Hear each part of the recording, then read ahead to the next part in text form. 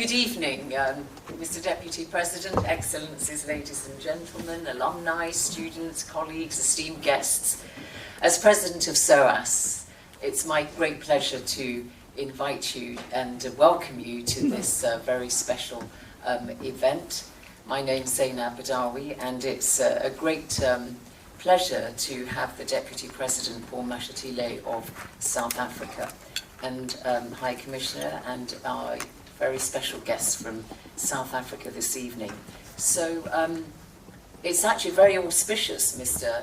Deputy President, that it is, we're celebrating 30 years of that very, very landmark, wonderful, heroic year. It was a very productive year for me actually, because the first of my 4 children was born that same year. So he is definitely a born free, and I'm very, very glad that it was such a landmark year for me, both personally and also as an African. You know, we have very deep ties here at SOAS with South Africa. Not to say we're very grateful that you've given us the export in the form of Professor Adam Habib, and it's a shame that he can't be with us this evening for various reasons. But you know, we have very, very strong connections that we really value across government, academia and business, and they're very important to us. And in fact, just to name one, in partnership with South Africa, we're very firm in our mission to reimagine higher education.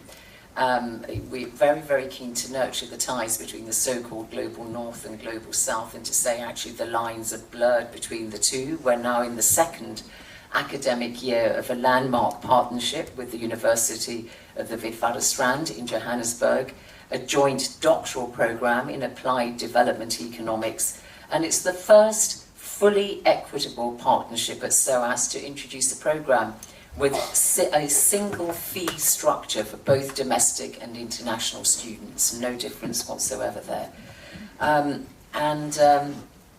It's a great honour to be listening to you make your comments, not only to tell us about, give us your insights about the Government of National Unity, those of us who have been following events very, very avidly in South Africa in the last year or so particularly, but also because South Africa assumes the presidency of the G20 in December, and of course you'll be hosting the G20 summit next year. But before we hear from you, Mr. Deputy President, I'd like to introduce the Minister of Planning, Monitoring and Evaluation, Ms. Maropene Ramokgopa.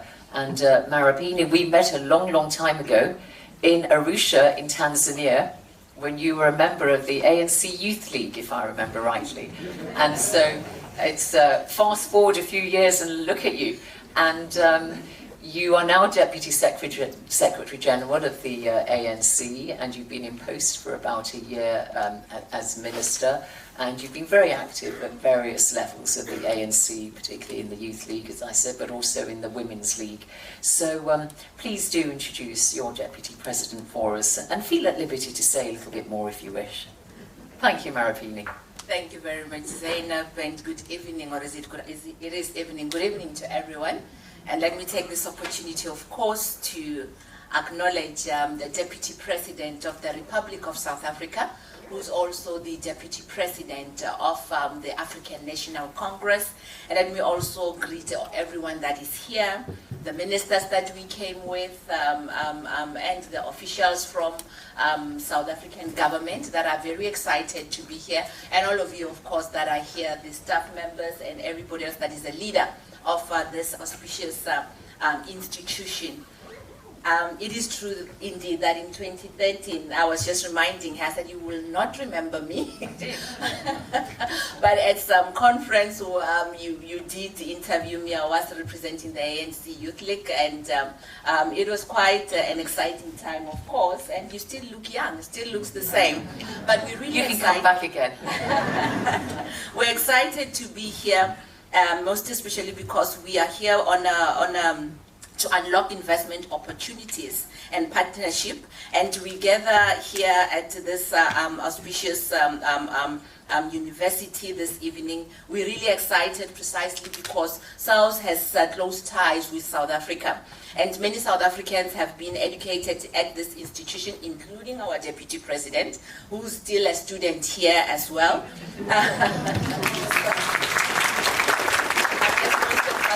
Come and also further our studies here to follow our Deputy President.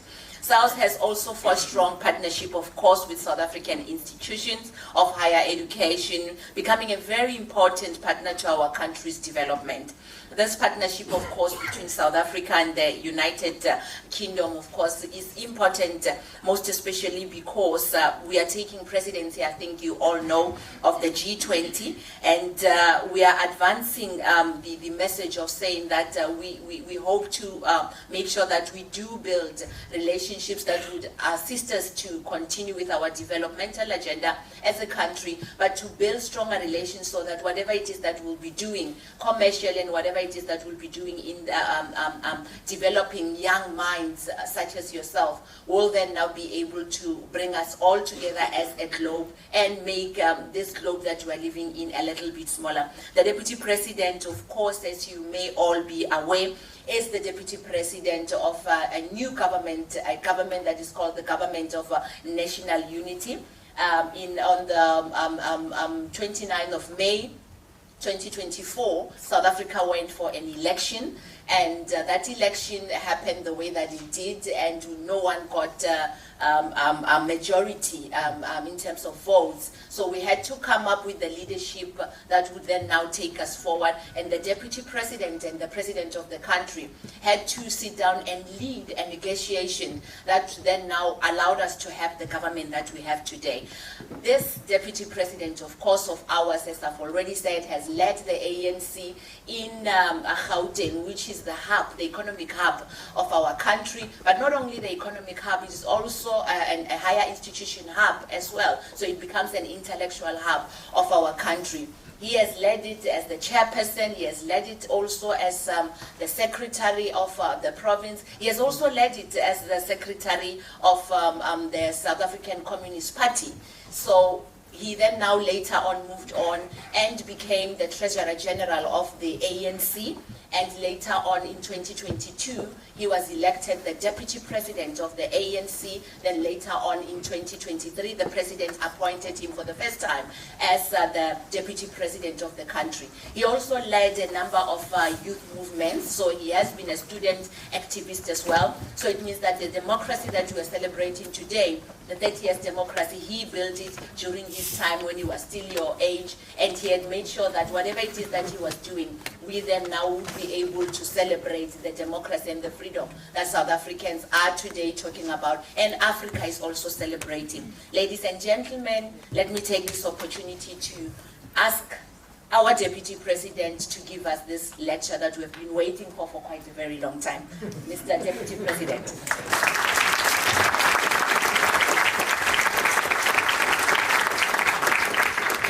Say there'll be an opportunity for Q&A after the Deputy President has finished his address. Is this one on?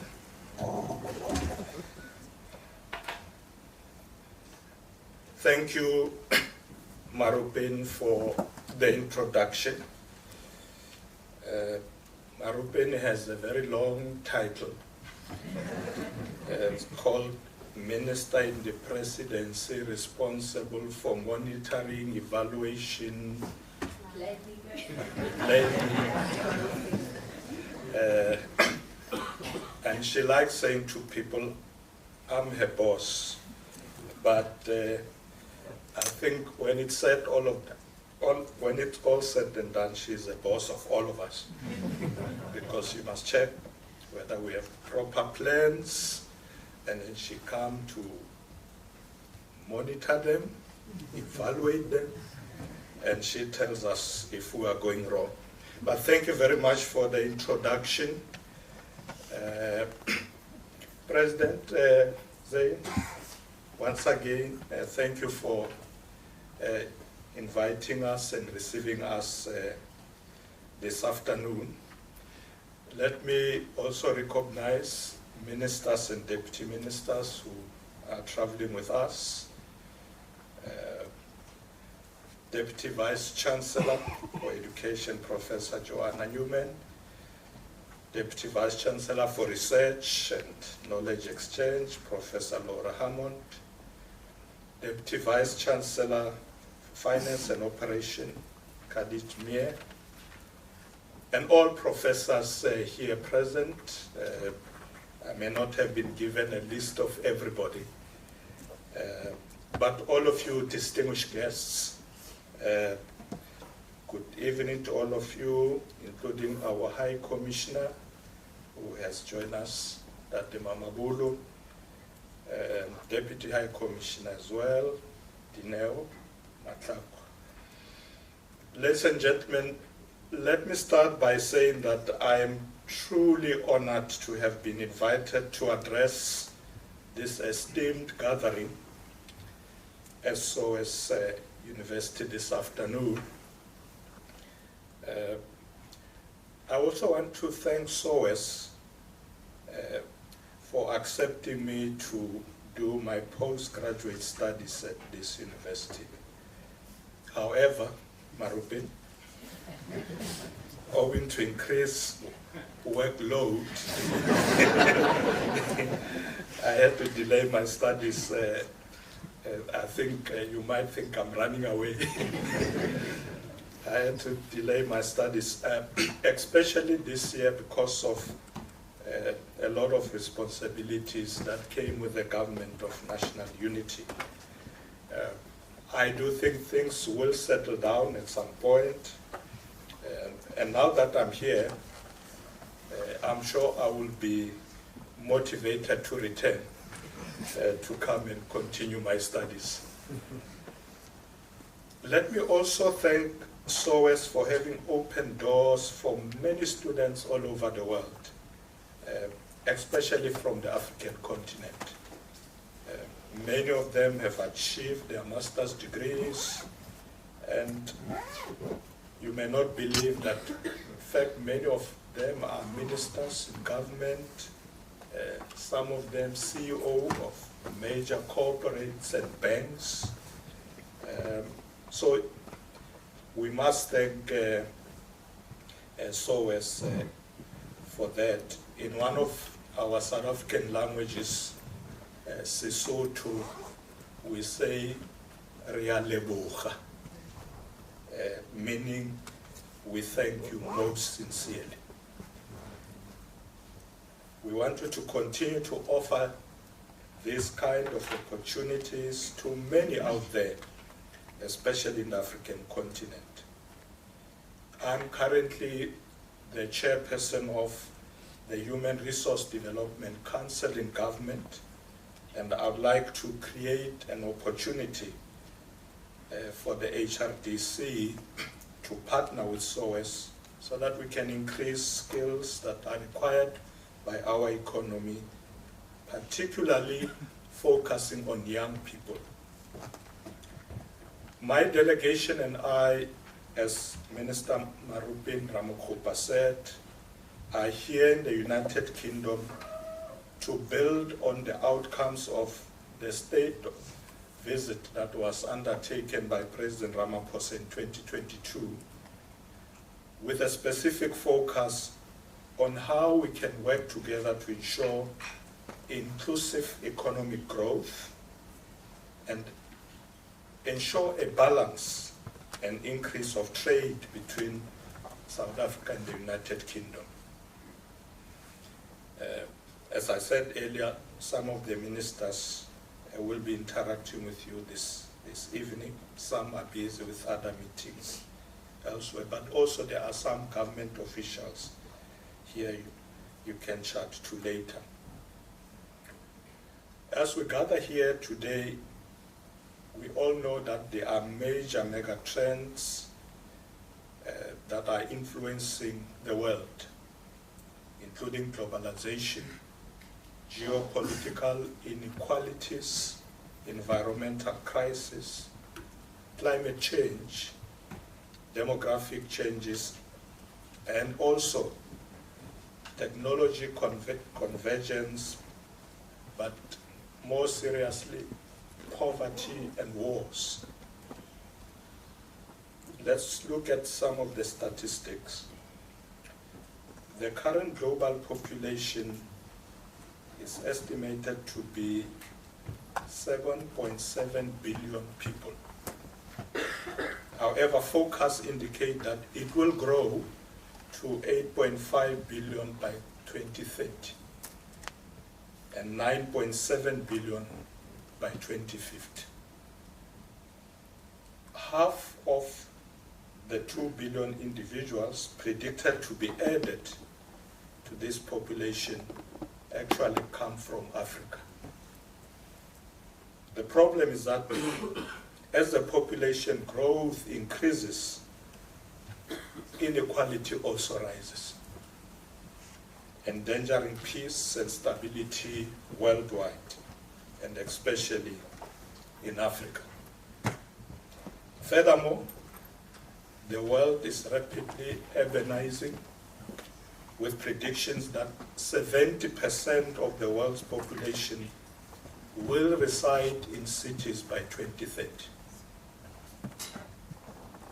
This is a call for investing where people reside. Specifically, we need to focus also on rural infrastructure, because if we don't do so, people leave for the cities.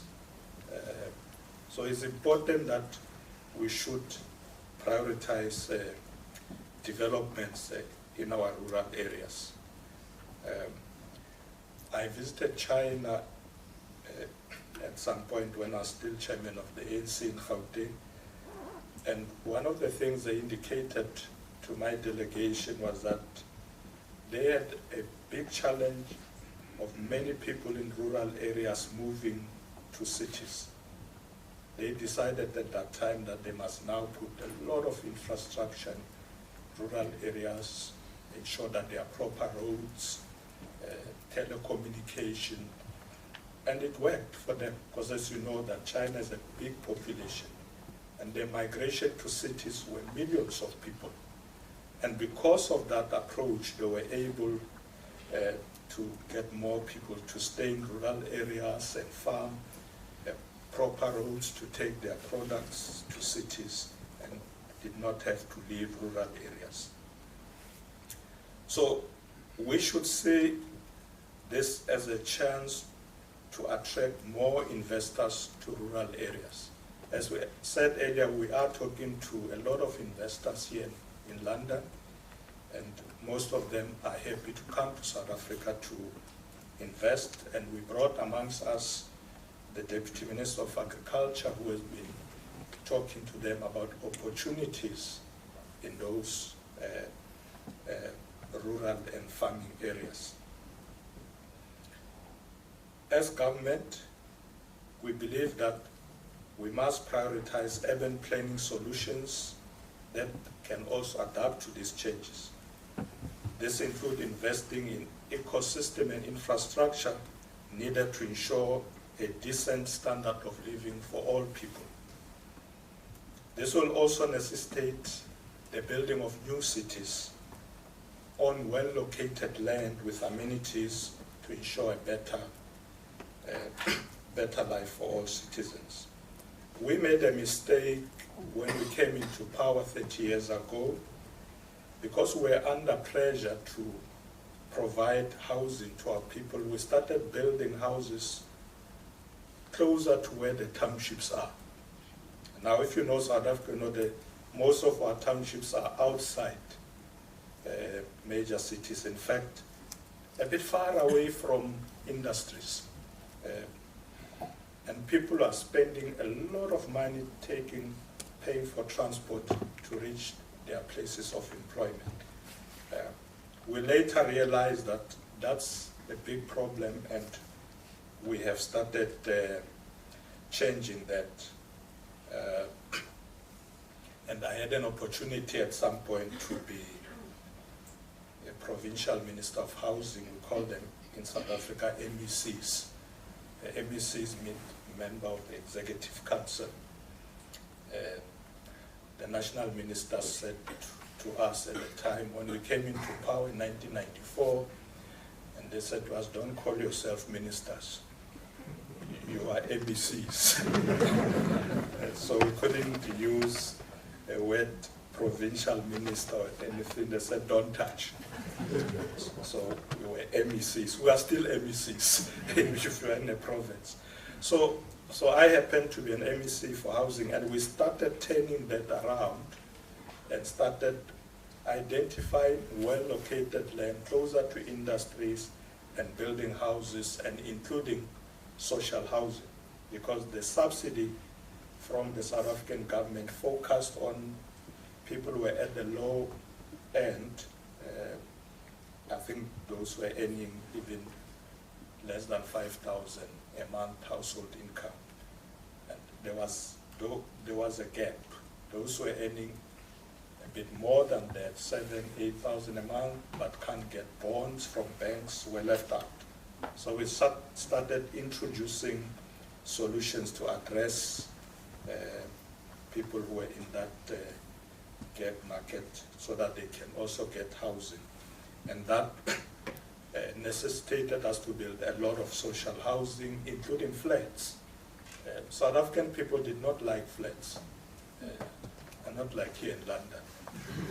Everybody wanted their yard, and so on. So we had to say to people, look, there are many people who need housing. We had to start building flats through social housing.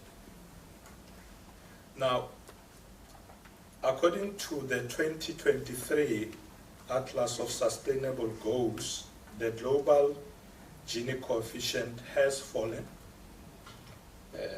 since 1990 from about 70 to 62% in 2019, which represents significant progress in reducing global inequality. This suggests that despite progress in reducing inequality, a significant gap still exists between the rich and the poor, indicating the need for more global work to promote economic equality. As I said earlier, climate change is one of the most pressing issues of our time, and as we all know, it poses a significant threat to humanity and the planet. It is a complex problem that demands urgent and consistent action from every individual, organization, and government. So our government has committed to using the insights and recommendation from the State of Climate Action in South Africa report to inform the scaling up of the country's actions to respond to climate change. We have also agreed that when we host the G20 next year, this will be one of the important agenda items, because we're taking over from Brazil by the 1st of December. South Africa will take over the presidency of the G20, and we are hosting the G20 in 2025. We are actively adopting sustainable practices to reduce the carbon footprint. The global community must unite to address this issue with utmost seriousness and commitment.